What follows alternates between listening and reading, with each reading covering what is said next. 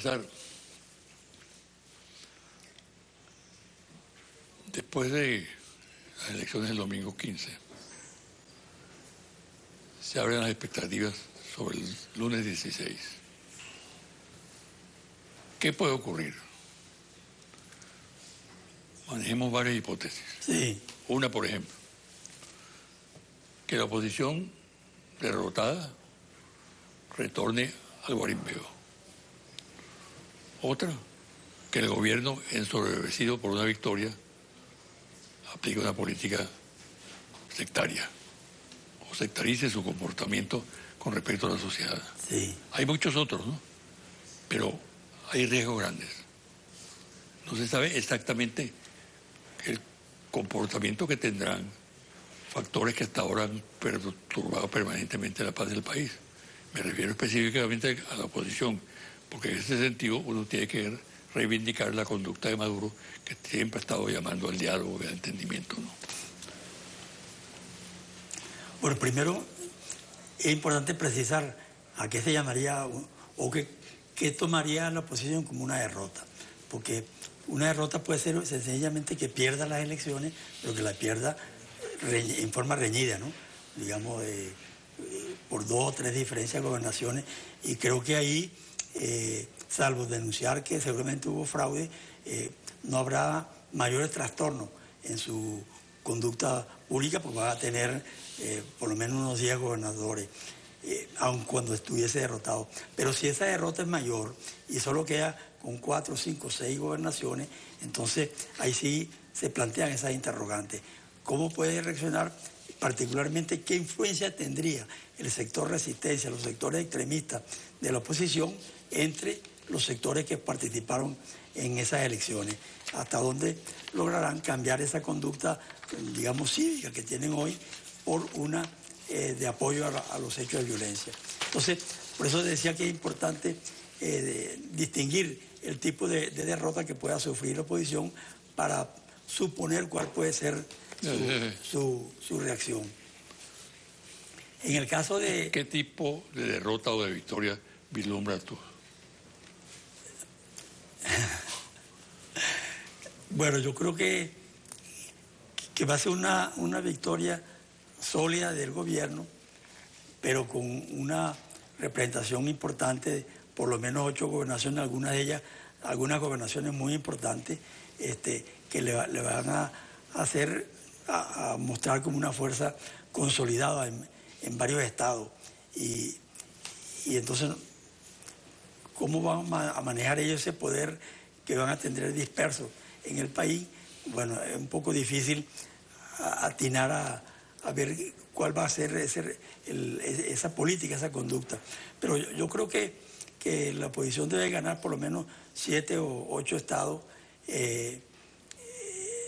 que sería el peor resultado para ellos, ¿no? No creo que baje de ahí, no creo que suba su victoria. Para el gobierno, bueno, sería el peor error que cometieran que acentúe su política, digamos, que podemos llamar sectaria, frente a la oposición, de aislamiento, de, digamos, golpear duramente a la oposición y no ver que hay una realidad que está mostrada tanto en la votación como en la gobernabilidad de los estados, ¿no? Yo creo que ahí se requiere la reflexión por parte del PSUV y de sus aliados sobre el qué hacer, cómo tratar esta nueva realidad, porque sería una nueva realidad que está expresando lo que piensa la gente, ¿no? Lo que piensa el país. Todo el país piensa, por ejemplo, que el diálogo es la opción. Sí, claro. Más del 80%. La inmensa mayoría del país.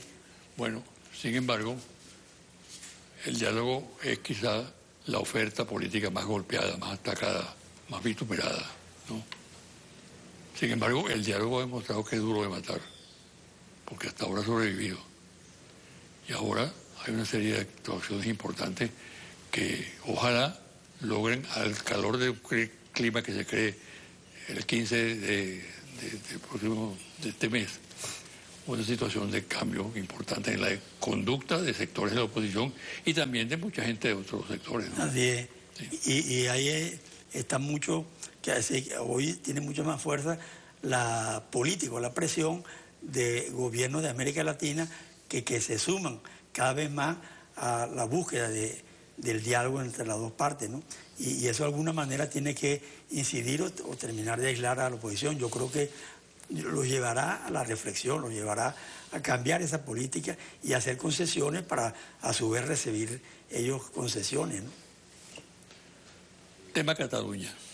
No podemos dejarlo de lado.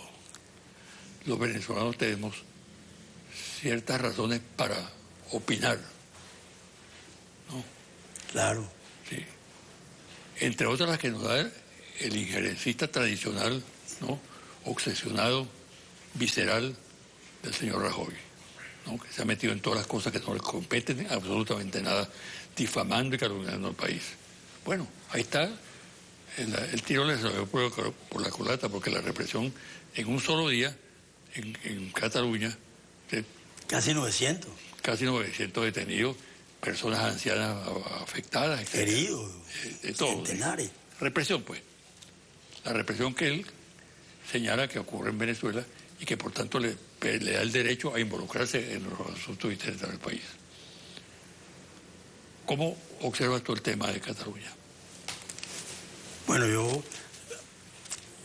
te puedo decir que yo soy un decidido partidario de los catalanes en el sentido de conquistar su independencia, ¿no? Creo que tienen todo el derecho por la fuerza económica que son, por la población que tienen, por la tradición histórica de lo que ha sido Cataluña, etcétera, incluso su enfrentamiento al franquismo, que han sido muy firmes en esa línea independentista.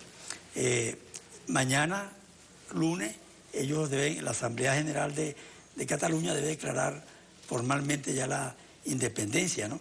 Y ojalá, me imagino que ellos van a solicitar el reconocimiento y ojalá Venezuela sea de los primeros países en reconocer la independencia de Cataluña, que va a tener el voto negativo o las posiciones negativas en la Unión Europea, en casi todos los países europeos, que por lo menos en estos primeros años no lo reconocerán, pero bueno, la vida es muy terca y con el tiempo Cataluña hoy el 10º país en la Unión Europea en materia de economía, el 10º país, en una unión que tiene como 30 países, ellos son el 10º por encima de Finlandia, etcétera, ¿no? Es decir, que tienen todos los derechos para conquistar su independencia mediante el voto, porque no sé si recordarás tú cómo Argelia conquistó su independencia después de una guerra con Francia, ¿no?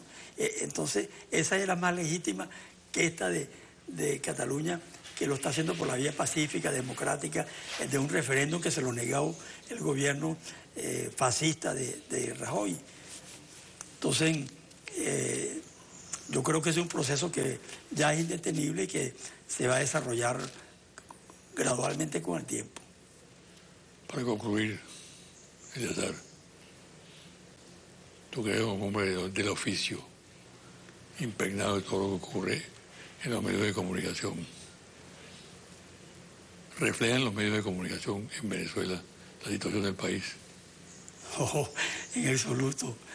Yo creo que nunca la han reflejado, porque uno revisa la historia del periodismo y de los medios en Venezuela el año que se escoja, y se verá que siempre hay parte de los medios que lo deforman esa realidad. Pero hoy, por ejemplo, una buena parte de los medios ignora hechos de demasiada trascendencia que ocurren en Venezuela y otras veces los desvirtúa o deforma totalmente. De manera que dentro de 40 o 50 años, los historiadores, que por cierto que hay un congreso de periodismo e historia ahora en noviembre en Yaracuy, los historiadores cuando vayan a conocer qué pasó en Venezuela en esta época, no podrán recoger esa realidad con la lectura y el estudio de la prensa. Tales son las divergencias que hay y las apreciaciones equivocadas de lo que ocurre. Pero eso está reforzado con el mundo internacional de la información. Todas las agencias internacionales las más poderosas transnacionales, así como los servicios informativos de la televisión, están al servicio de una política contra Venezuela, y por supuesto contra el gobierno del presidente Maduro. Y eso basta leer los grandes medios impresos de América Latina cuando ocurre cualquier hecho y ven cómo repiten ellos en todos los periódicos la misma versión que mandan las agencias sin tomar en cuenta la opinión ni la información que suministre el gobierno venezolano. De manera que más que un cerco, es una abrumadora mayoría de todo lo que ya es el imperio informativo en contra de Venezuela. Terrible y muy difícil de enfrentar por el poder que significan esos medios, ¿no? Bueno, muchas gracias y te deseo siempre lo mejor. Muchas gracias, presidente. Bueno, compañero, mucho gusto. Y ahora los confidenciales a retornar.